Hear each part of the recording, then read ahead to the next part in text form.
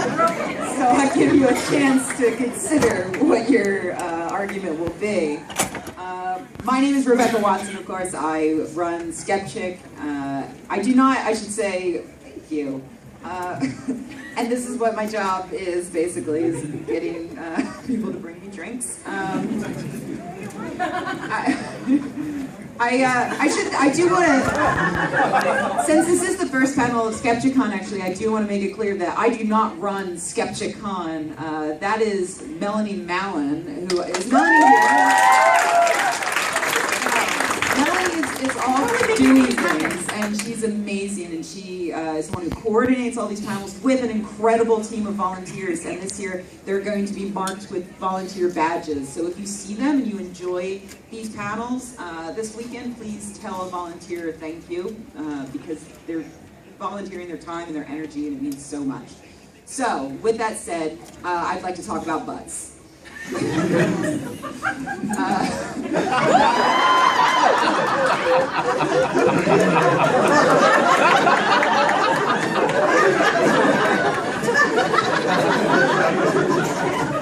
I'll be reviewing the tape later. And then we'll have a chat. Butts. I believe that the worst pseudoscience of all time is something called rumpology. Rumpology is the invention of Jacqueline Stallone, who is maybe better known as Sylvester Stallone's mother. And she believes that she has the psychic ability to tell your future by looking and sometimes feeling your butt. Why is that? So, bear with me.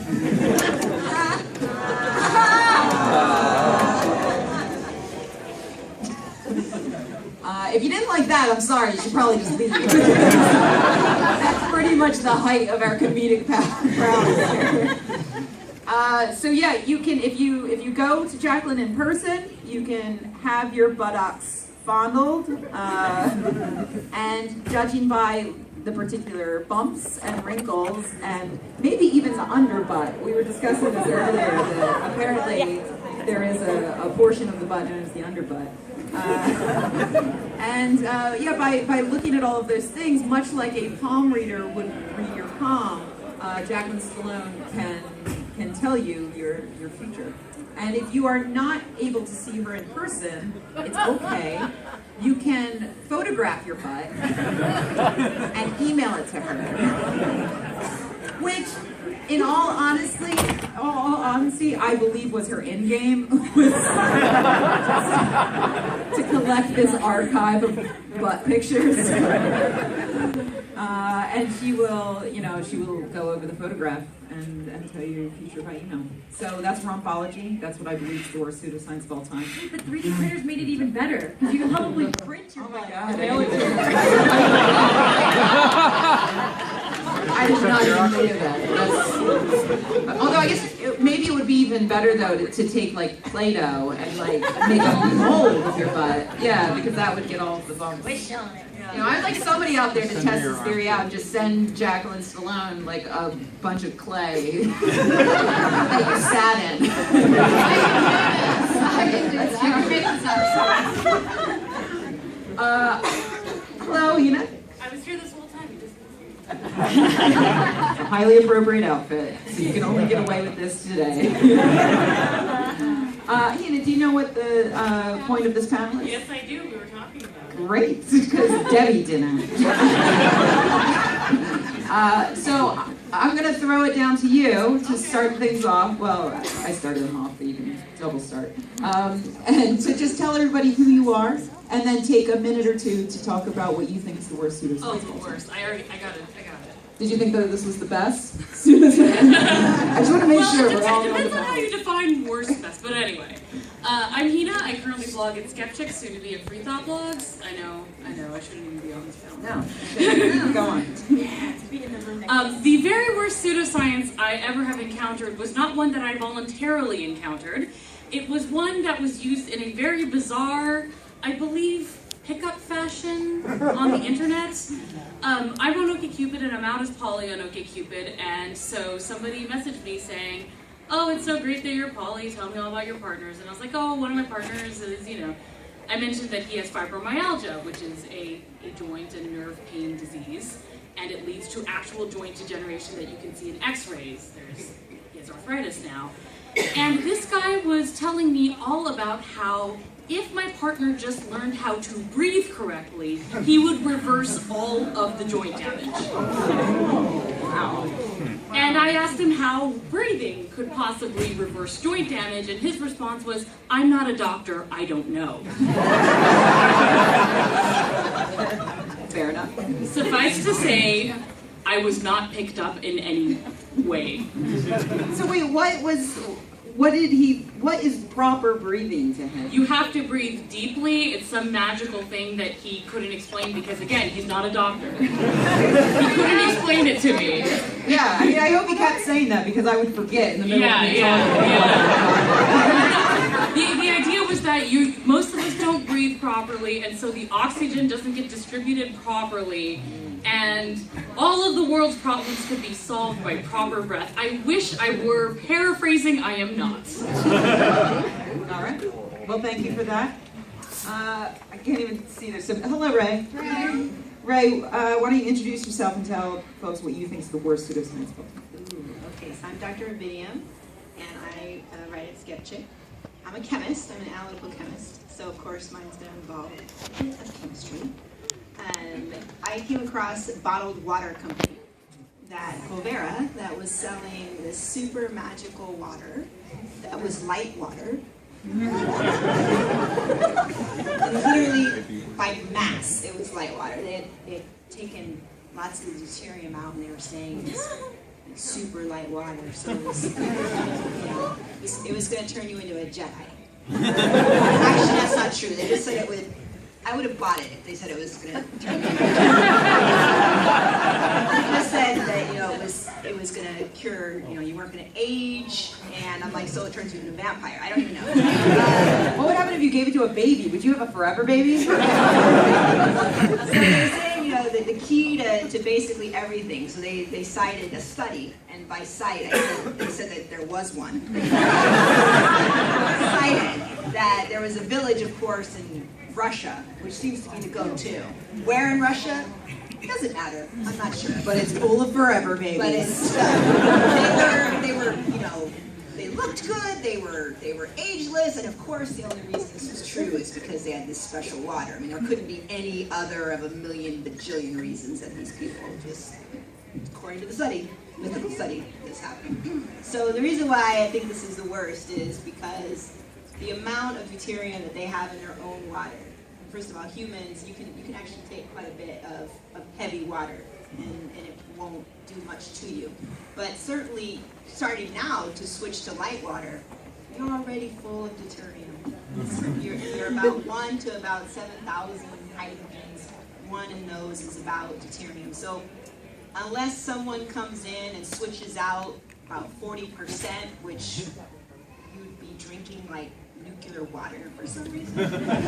It's not going to hurt you that much, and it certainly isn't going to help you, but it kind of traffics on the whole bottled water, which we all know is in and of itself problematic. But then to say light water is also going to help you lose weight.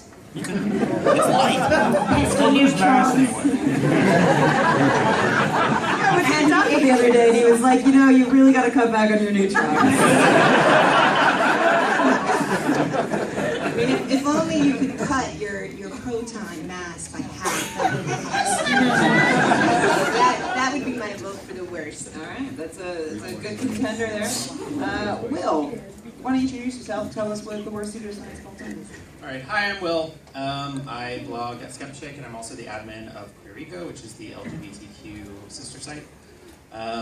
So, what I think is the worst pseudoscience of all time is gay conversion therapy.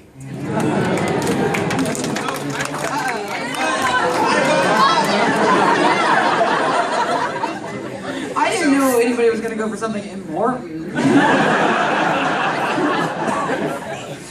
All right, so for those of you who don't know, which is none of you. Gay conversion therapy is the idea that if you, well, let's be honest, if you pray enough, you can pray the gay away, right?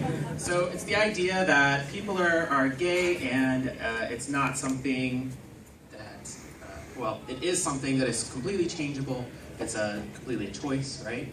So if you just think about it hard enough, and if you really want it bad enough, then you won't want a dick. Right? That's what it comes down to. So, yeah, that's all I prepared. We're the veg. Well, yeah, it could be. People pray away lesbians. Yeah. But for the most part, I think it's been directed at gay teenage boys. But yes. Because we all know girls can't actually be gay. Right. You just need to meet the right way. Well, if you were on, if you were at Quizitron last night, then you know that a member of The View thought that The View was discussing how there seems to be this trend of more and more older women coming out as lesbian, and they're trying to puzzle out why.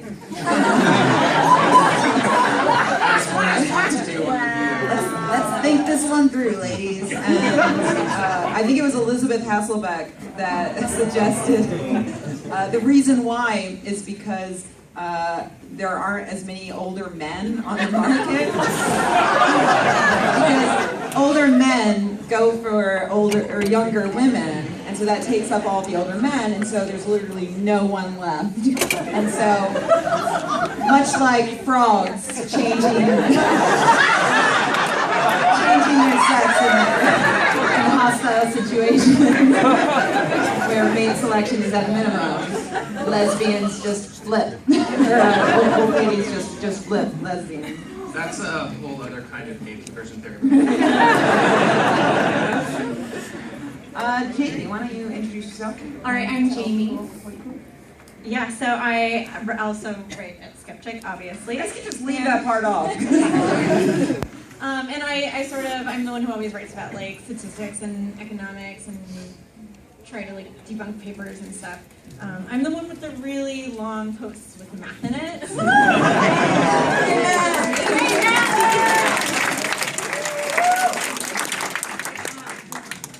So I think one of the worst pseudosciences of all time, or the worst, is people, and not, okay, so psychics, but specifically the random like teenage girls who just think they're a special flower and have psychic abilities. And I'm telling you this because I used to be one. And this is true. When I was in high school, I totally believed that I had psychic power. And in fact, one day, my friend and I, we were out camping and we got this deck of cards. And we believed that if we like thought hard enough about it, that we could like cause certain cards to like go to the top of the pile, which is obviously ridiculous. But I was a 14-year-old girl, so, you know. And so we totally believed this. So we're like, okay, let's try to make face cards. All the face cards are gonna go to the top. And so we kind of like shuffled it, and then we started turning them over, and it was like almost every card was a face card. And then at some point, we thought like we had just proven that psychic abilities are real. We did it. we proved it. And at some point, we got a card, and we're like, wait, didn't we see this like Jack of Spades before? And we realized that we had a pinochle deck.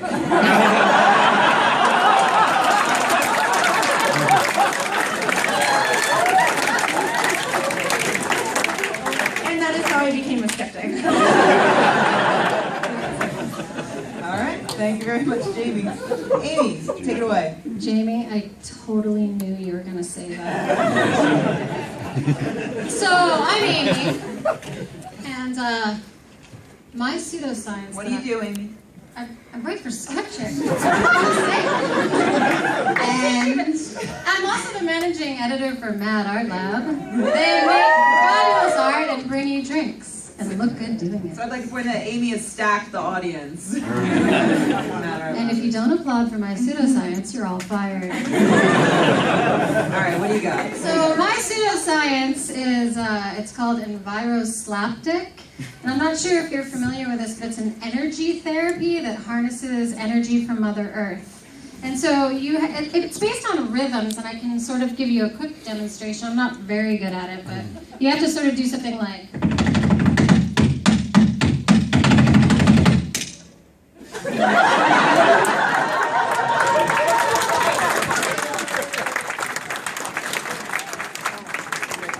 And once you've harnessed the power from Mother Earth, you can now slap the shit out of people. So if anyone in the audience has cancer or, herpes or, a strange boil or just negativity in your life, if you'd like to come up at any time during this panel, I would be happy to slap it out of you. So once again, that's EnviroSlapdick technology, and I'm also happy to certify people later. It's only $3,000, but I think you'll make that back quickly in today's pseudoscientific market. Thank you. I have a couple of questions. The answer is no. The second answer is $750. And the third answer is no, you cannot fondle my butt again today. I just wanted to take a picture of it. I went to a film festival in San Francisco, I know, right? And the ladies there told me to turn off my cell phone unless I was a caregiver or on call of some kind, because electromagnetic fog is causing harm in everybody and is making everybody sick. So I don't believe you, because it's harmful, not helpful, that electro whatever. It's harmful for me to slap the shit out of those ladies. I mean, I guess it depends on how you look at it. All right. Well, thank you very much, Amy. You're welcome. Courtney, introduce yourself. What do you got? I'm Courtney Caldwell. I also Get up on that mic. I also write for Skepchic. I know that's a big surprise. I would like to argue that essential oils are the most awful pseudoscience of all time, because everybody who uses them is fucking pushy about it. And if you say you have a headache, they have a fucking oil for it. And it doesn't matter that people like me often have migraines that are triggered by smells. Essential oils are very smelly. It doesn't matter. And there's also like this weird Republican upsurgence of essential oil lovers who, because Obamacare is so expensive, they switched to essential oils. So really, we can say thanks Obama for essential oils. So I would like to argue that that is the most worst one. All right. Thank you very much. Julia, what do you got? I'm Julia Burke. When I'm not writing for Skepchic, I work in a vineyard and do wine stuff and beer. And cheers. We've talked about butts, but we have not talked about manure, and that's what I want to talk about today. I'm going to talk about the natural wine movement, and specifically biodynamics, because clearly the height of viticulture and enology over the past thousands and thousands of years is waiting for grapes to fall off the vine, letting them rot, waiting for an animal to stomp on them, and then drinking that. Wine's not a natural product, guys.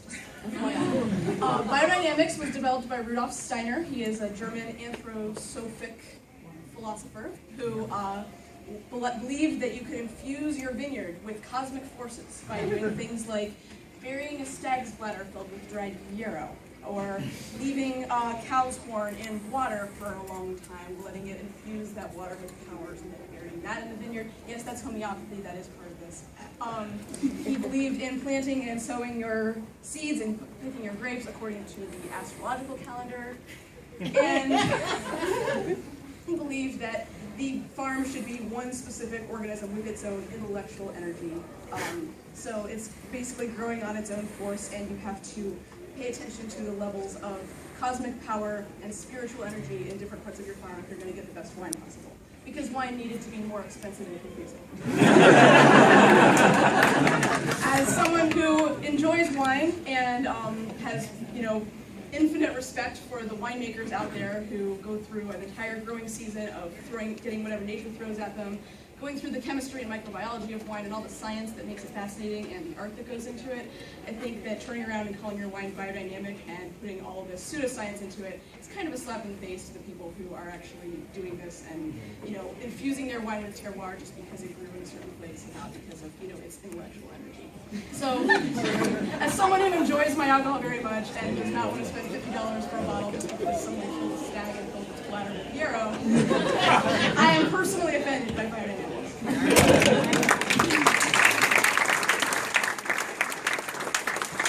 All right, Nicole, what do you got? So I just changed mine just now. I don't think I was on the list anyway. No, well, I mean, the nice thing is that you're the first person that said that. However, pretty much every person on this panel did a different thing than what they told me they were doing. Pays to slack, people. Hi, I'm Dr. Cogolucci, also noisy astronomer. In addition to writing for Skepchic, I write for School of Doubt, which is our education wing of the Skepchic network. And I work for a citizen science project called CosmoQuest. So do science with us. So the comment about electromagnetic sensitivity that hit the top of my list because I am trained in radio astronomy, and so we build these big dishes to look for radio signals from the cosmos. These very faint signals. Of course, everything we own these days gives off radio signals as well, and so we go off into the middle of nowhere to build our telescopes. So one such place is Green Bank, West Virginia. It has the largest fully steerable radio telescope. It's super awesome. But a lot of people have been moving to the site, to the radio telescope site, because they believe they have electromagnetic sensitivity, and they believe that radio waves and Wi-Fi and cell phone signals, which are everywhere. I wish you guys could see with the radio waves. They're just everywhere. You're hopeless.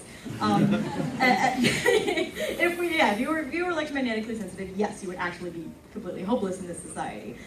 So they are starting to move into this little town, which for the most part has engineers and scientists and technicians who work at the observatory because it really is in the middle of nowhere. All of these people who are claiming electromagnetic sensitivity now, which, to be honest, doesn't bother us because if they don't want cell phones, we can still use our telescopes all very nicely. Yeah, it's kind of making an interesting mix out there. So I would have to say, believing that radio waves are causing harm and headaches and that you have to live in an electromagnetic cage bubble is probably the worst of all time. All right, well, thank you very much. Abby, now you've had 24 minutes to consider your argument. How do I know what everyone else gave up earlier today? Maybe I'll swap mine too. Oh, well, I was erasing them as they were. Homeopathy was one. I think Reiki was up for grabs. Oh, I was going to do that. Intelligent design. Oh man, these are so good. ESP. There you go. ESP. Alright. Pick a pony and bet it, Debbie. I have shoes, but we're in the set. So maybe I want to go. Yeah, come to the set. Will already won that. This one would be the worst.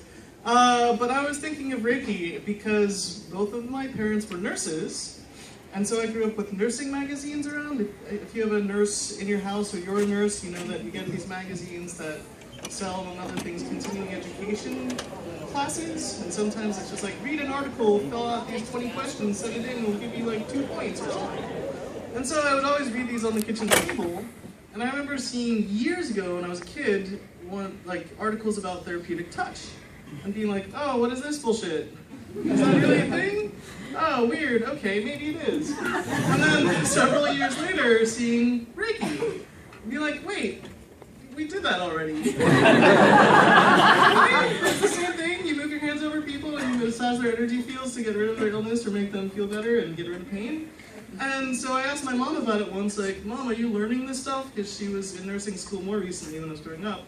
And she's like, actually, yeah, they not only taught it in nursing school for her, well, they taught therapeutic touch because she was slightly before Reiki, but also more people were into Reiki because you didn't need to touch the people. The nurses were more into that. But also, even at nurses' fairs and things, they would have booths where they would give you like a quickie training in Reiki. Because basically, in that setting, like, it's hard to screw it up. Like, oh crap, I've screwed your key. No, it wasn't really possible. So, what these articles showed was there were two versions of it. And one version's more mystical. It involves basically the founder of Reiki, which wasn't even 100 years ago, could like pass on his Reiki master powers to students, but you can only get Reiki powers if you get it from someone who's already received and trained in Reiki powers from the master.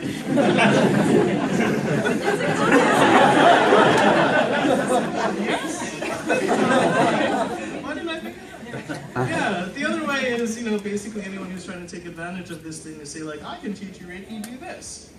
A sad thing about it is that when they've done studies, at least initially, and I haven't looked into it in a few years, but when they've done studies about nurses who do Reiki on their patients versus patients who get nothing done to them, the patients who spend time with nurses who do Reiki over them, the patients feel better, experience less pain, some of them recover better. And it's because the nurses actually spend time with them, but they think it's because of Reiki. And they tell other people, like, this nurse has magic hands and can massage my energy field to make me feel better.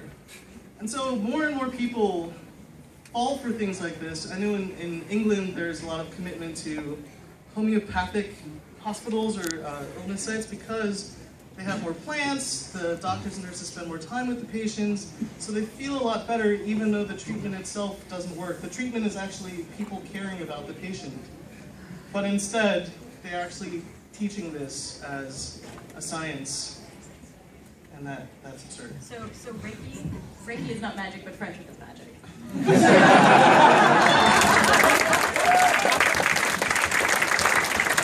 have a very important question about these homeopathic hospitals. Are they just tiny miniatures, 1/100th the size of a real hospital? It's a hospital for ants. Well, that was all excellent, excellently argued, and the good news is that you all did it so speedily that we do have time for audience questions, so we can really get into the meat of this. I see Ryan already has his hand up, so what do you got, Ryan? Well, Debbie was talking about the better outcomes for teaching with Reiki.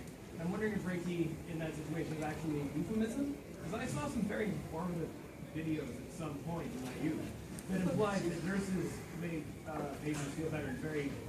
All right, next one. Yeah, based on that question, you have nurse. Yeah, Ryan, you're gonna have to come and Reiki my leaves now for the rest of the When I was thinking about how people could, you know, learn this and not remember quite exactly the moves or the key points to massage or manipulate and the way to get energy out of people, and I was trying to think of like who would be really good at that besides interpretive dancers. It's like sassy drag queens. Sassy drag queen comes in and is like, I'm a Reiki master, and just like sasses all over them.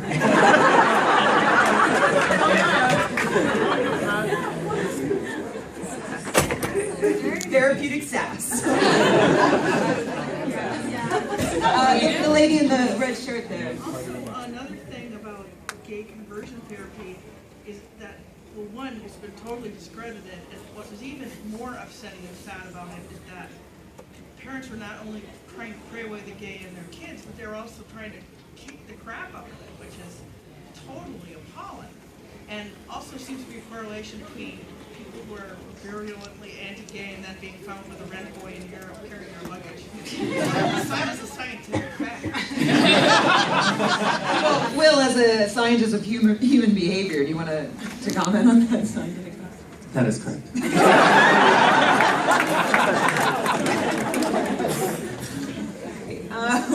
Any more questions? So the gentleman with the excellent mustache. So, for the blood examination, Bronchology. do you think an office copy or? It's an excellent question, and one that we were discussing not 10 minutes before this panel, because we were talking about how the photocopier is a lot easier to get a picture of your butt. We've been Snapchatting each other pictures of our butts all day. you're gonna get a butt soon. And we'd like to point out that you can also just simply sit on an iPad. Well, no, that's again, Amy, you cannot do that, and that's how we got into this discussion. I mean, she said no, I can't do that. For the last time, Amy, that's not how the camera on your iPad works.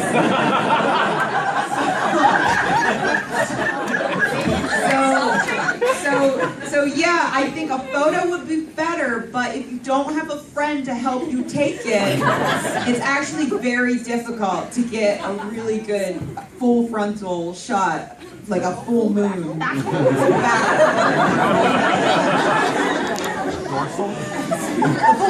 we call that.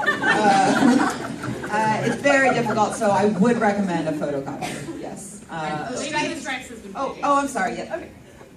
Do you think that there is some connection between rumpology and phrenology if someone has their head up their ass?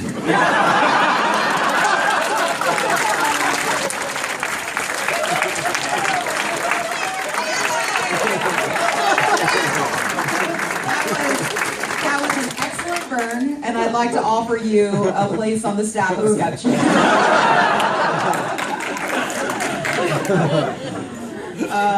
So I'm not sure if the camera's going to pick up all this stuff, so I'm just going to repeat that for the camera. She's asking if there's a connection between rumpology and phrenology for somebody who has their head up their ass. Olivia. So, nobody has used the word quantum yet? Actually,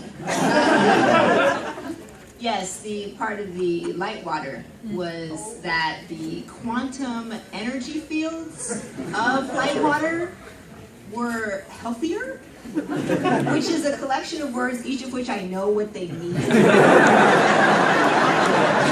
But then together, I'm not sure what I just said. That's the best looking wave function I've seen all day. I would like to mention the word detoxing in general, but also recently we had a friend who's like, I joined Isogenics, and we're like, oh sweetie. I started too, but she said, I can't wait to gain lean muscle and detox on a cellular level. That's a lot of bullshit. The Mr. Breathman, who, tried to breathe his way into my pants didn't work. He did mention that, the magic breathing that he didn't know about but was selling to me for some reason would detoxify the fibromyalgia out of my poor Danny. So, yeah. And I love we have actually a lot of people involved with Skepchic, and the Skepchic network are really fitness focused. Like a lot of us are runners and stuff like that. And so we talk about that sort of pseudoscience a lot, and I love it whenever I see a woman talking about how, like, oh, well, I don't lift weights because, I just want to get toned. I don't want to build muscle. It's like, oh, honey. What are you toning? What are you toning? Where do you think the tone comes from? What do you think is moving your arms right now? Quantum. Exactly. And of course, it is based though on this idea that like a woman needs to you should be strong, but you shouldn't look strong. Oh my God, there's nothing worse than looking strong. Back to the light water thing. I remember that in a museum once I saw a giant stone container for water that was radioactive.